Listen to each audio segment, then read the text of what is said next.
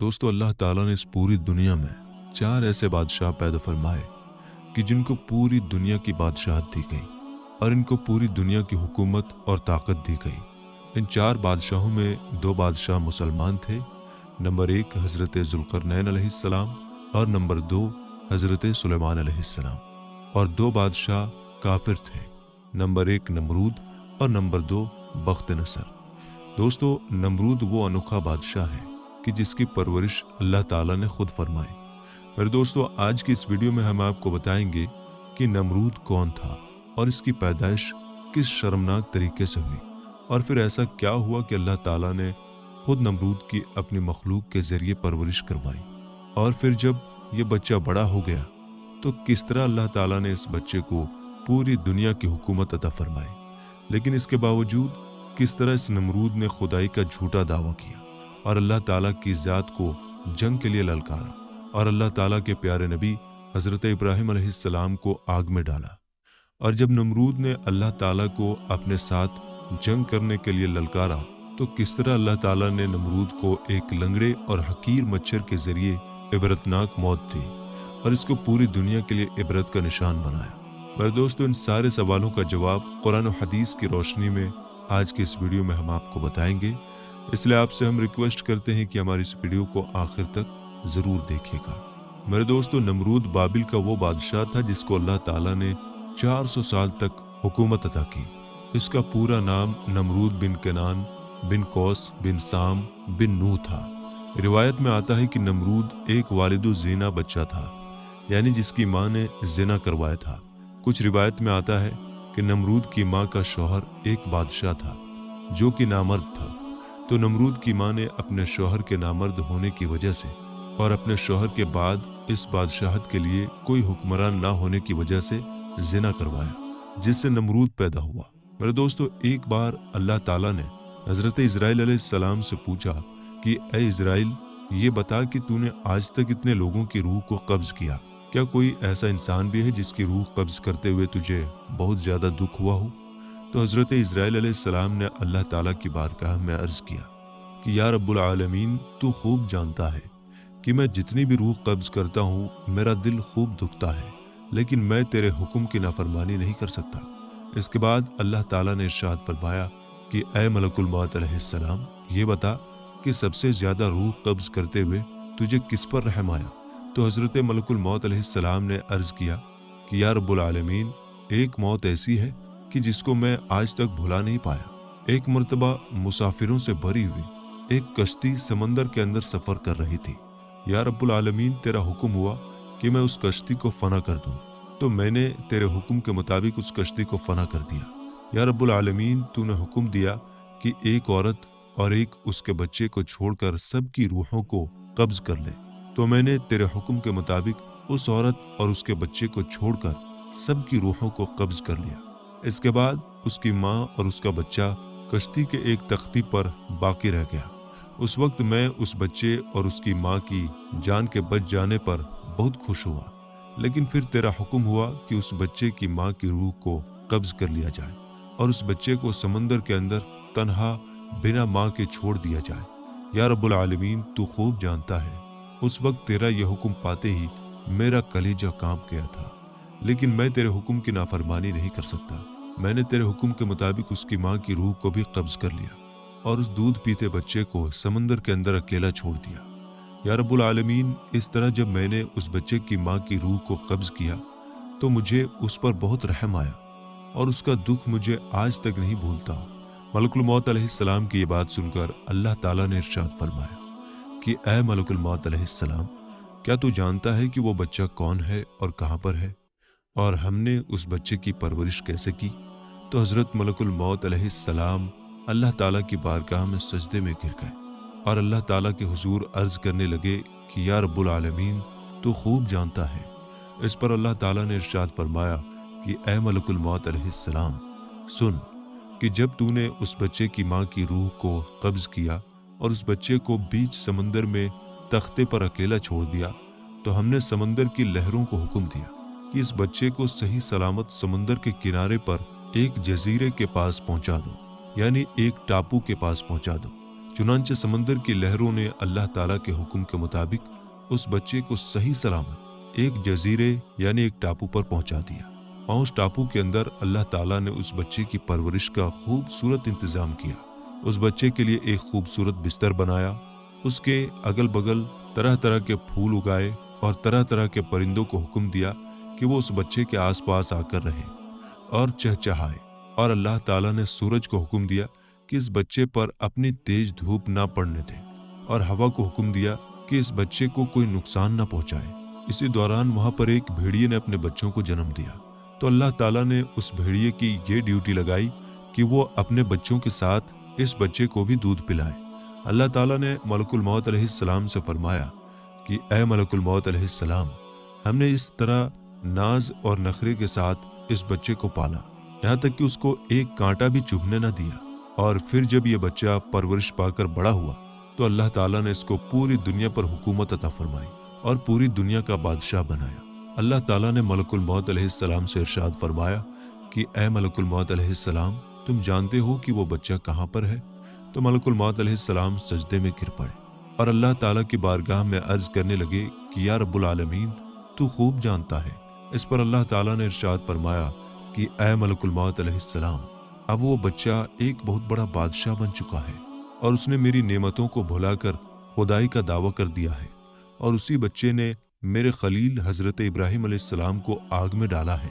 मेरे दोस्तों, इस तरह अल्लाह ताला ने नमरूद को नाज और नखरे के साथ पाला और उसको पूरी दुनिया की बादशाहत अता फरमाई। लेकिन ये नमरूद सरकश और नाफरमान हो गया और इसने खुदाई का झूठा दावा कर दिया और ये लोगों से जबरदस्ती अपनी पूजा करवाया करता और खुद को खुदा कहलवाया करता। नमरूद को सही रास्ता दिखाने के लिए अल्लाह ताला ने अपने खलील हजरत इब्राहिम अलैहिस्सलाम को भेजा।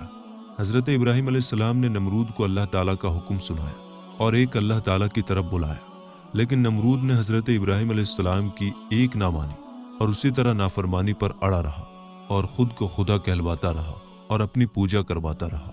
और जो शख्स नमरूद को खुदा मानने से इनकार करता तो ये उस पर जुल्म व सितम करता। मेरे दोस्तों, नमरूद के ज़माने में बुतों की पूजा इस तरह होती थी कि हर घर में बुतों की पूजा की जाती थी। इस नमरूद के ज़माने में हज़रत इब्राहिम अलैहिस्सलाम वो अकेले शख्स थे जो एक अल्लाह ताला पर ईमान रखते थे और एक खुदा की इबादत किया करते थे। हज़रत इब्राहिम अलैहिस्सलाम ने नमरूदी कौम को बार बार समझाया और बुतों की पूजा से मना किया और एक खुदा की इबादत करने का हुक्म दिया, लेकिन ये नमरूदी कौम नमरूद की तरह अपने कुफ्र और शिर्क से बाज न आई और उसी तरह बुतों की पूजा करती रही। एक दिन हजरत इब्राहिम अलैहिस्सलाम ने इनके झूठे खुदाओं को और इनके झूठे बुतों को झूठा साबित करने का इरादा फरमाया। चुनांचे हजरत इब्राहिम अलैहिस्सलाम ने एक कुल्हाड़ा लिया और इनके बुतों के घर में घुस गए जहाँ इनके तमाम बड़े बड़े बुत रखे हुए थे। हजरत इब्राहिम अलैहिस्सलाम ने उस कुल्हाड़ी की मदद से वहां पर मौजूद तमाम बुतों को तोड़ दिया और वहां पर मौजूद एक सबसे बड़े बुत को छोड़ दिया और वो कुल्हाड़ी बुत के कंधे पर रख दिया ताकि इन तमाम बुतों के टूटने का इल्जाम इनके बड़े बुत पर लगाया जाए। चुनांचे जब लोग अपने बुतों के घर पर पहुंचे तो उन्होंने अपने तमाम बुतों को टूटा हुआ देखा। उस वक्त तमाम नमरूदी इस बात को समझ गए कि हमारे अंदर सिर्फ एक ही इंसान ऐसा है जो बुतों के खिलाफ बातें करता है और एक खुदा की इबादत करने का हुक्म देता है। चुनांचे तमाम नमरूदियों ने हजरत इब्राहिम अलैहिस्सलाम को अपने पास बुलाया और उनसे पूछने लगे कि हमारे बुतों को किसने तोड़ा है। तो हजरत इब्राहिम अलैहिस्सलाम ने जवाब देते हुए इरशाद फरमाया कि अपने इस बड़े बुत से पूछो जो तुम्हारा सबसे बड़ा खुदा है, इसी ने तोड़ा होगा। अगर ये तुम्हारा सबसे बड़ा और सच्चा खुदा है तो ये तुम्हें जरूर बताएगा। इस तरह नमरूदी हजरत इब्राहिम अलैहिस्सलाम की ये बात सुनकर लाजवाब हो गए और उनके पास इस बात का कोई जवाब न था। इस पर हजरत इब्राहिम अलैहिस्सलाम ने उनको तौहीद की दावत दी और हजरत इब्राहिम अलैहिस्सलाम उन नमरूदियों से फरमाने लगे कि जब ये तुम्हारे झूठे खुदा अपनी हिफाजत खुद नहीं कर सकते तो ये तुम्हारी हिफाजत कैसे करेंगे, और ये तुम्हारे खुदा कैसे हो सकते हैं जो ना देख सकते हैं, ना बोल सकते हैं और ना ही अपनी हिफाजत कर सकते हैं।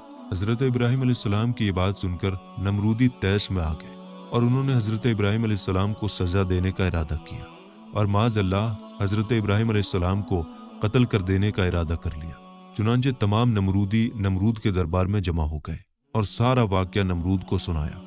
नमरूद ये सारा वाकया सुनकर गुस्से से लाल हो गया اور کہنے لگا کہ حقیقی خدا تو میں ہوں، وہ کون ہوتا ہے ہمارے بتوں کو توڑنے والا اور میرے علاوہ کسی اور خدا کی عبادت کرنے والا؟ چنانچہ نمرود نے حضرت ابراہیم علیہ السلام کو ایسی سزا دینے کا ارادہ کیا کہ جس کے اتہاس میں کوئی مثال نہ ملے۔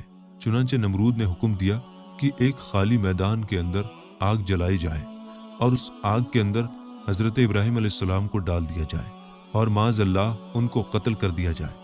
چنانچہ نمرود کے حکم کے مطابق ایسا ہی کیا گیا۔ ایک خالی میدان کے اندر آگ جلائی گئی اور وہ آگ اتنے بڑے میدان کے اندر جلائی گئی تھی اور وہ آگ اتنی زیادہ تھی کہ اس کے شعلے آسمانوں کو چھو رہے تھے۔ اس طرح جب وہ آگ جلا دی گئی تو حضرت ابراہیم علیہ السلام کو سزا دینے کے لیے بلایا گیا اور حضرت ابراہیم علیہ السلام کو دور سے کھڑے ہو کر ایک مشین کے ذریعے اس آگ کے اندر ڈال دیا گیا۔ جیسے ہی حضرت ابراہیم علیہ السلام اس آگ میں تشریف لائے تو اللہ تعالیٰ نے اس آگ کو حکم دیا کہ حضرت ابراہیم علیہ السلام پر ٹھنڈی اور سلامتی والی ہو جا، تو وہ آگ حضرت ابراہیم علیہ السلام پر ٹھنڈی اور سلامتی والی ہو گئی۔ حضرت ابراہیم علیہ السلام ارشاد فرماتے ہیں کہ میں جتنے دن آگ میں رہا اتنے دن میں اللہ تعالیٰ کی خاص فضل اور رحمت میں تھا، اور جتنا سکون مجھے اس آگ میں ملا اتنا سکون پہلے کبھی نہیں ملا تھا۔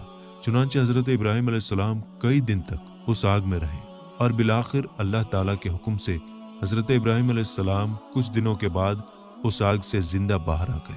یہ منظر دیکھ کر تمام نمرودی حیران رہ گئے، لیکن اس کے باوجود حضرت ابراہیم علیہ السلام نے اللہ تعالیٰ کا پیغام پہنچانا بند نہیں کیا، اور آپ علیہ السلام نمرود کو اور نمرودیوں کو اللہ تعالیٰ کا پیغام پہنچاتے رہے اور ایک خدا کی عبادت کرنے کا حکم دیتے رہے۔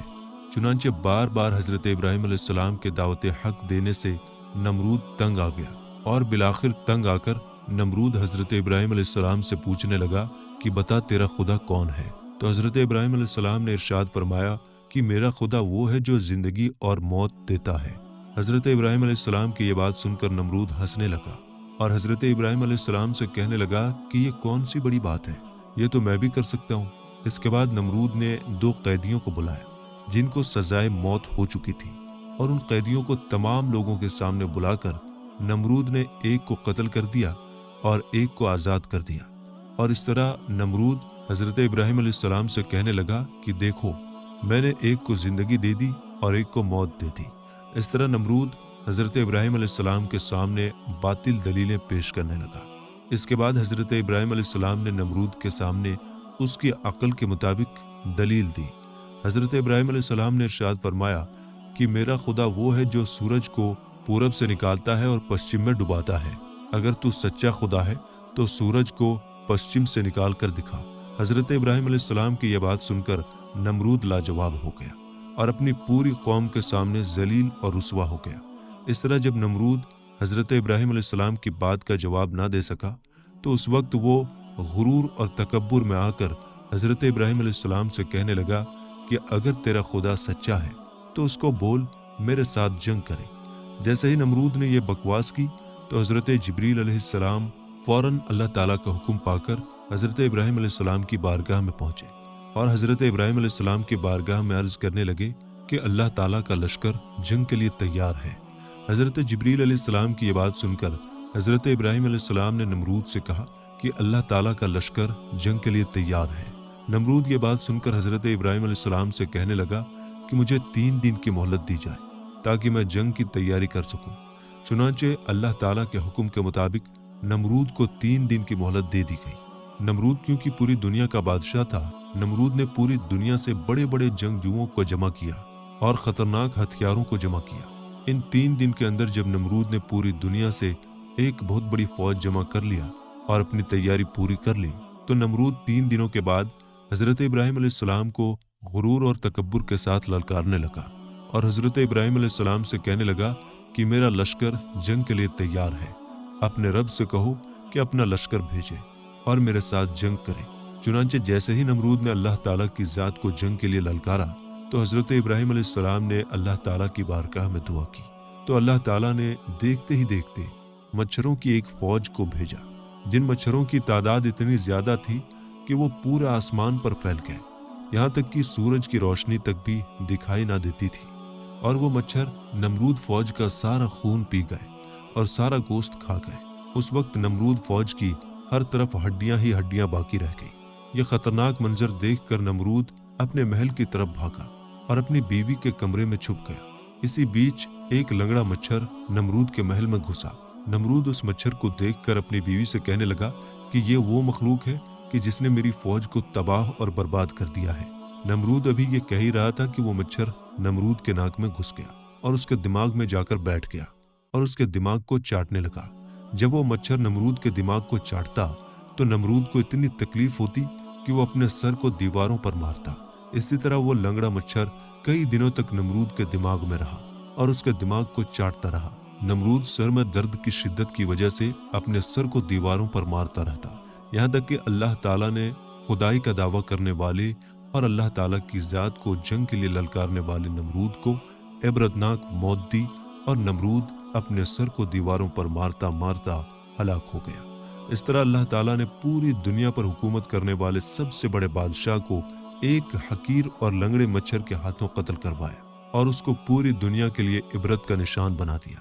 अल्लाह ताला से दुआ है कि अल्लाह ताला हमें अपनी बारगाह में आजिज़ी और इनकिसारी के साथ ज़िंदगी गुजारने की तौफीक अता फरमाए और हमें उन तमाम तर बुराइयों से बचाए जिन बुराइयों के अंदर मुब्तला होकर पहली कौमें हलाक हुई और अल्लाह ताला के अजाब की मुस्तहिक करार पाएं। तो मेरे दोस्तों, फिलहाल की इस वीडियो में इतना ही। मिलेंगे इंशाअल्लाह ताला अगली वीडियो में। अस्सलाम वालेकुम, अल्लाह हाफिज़।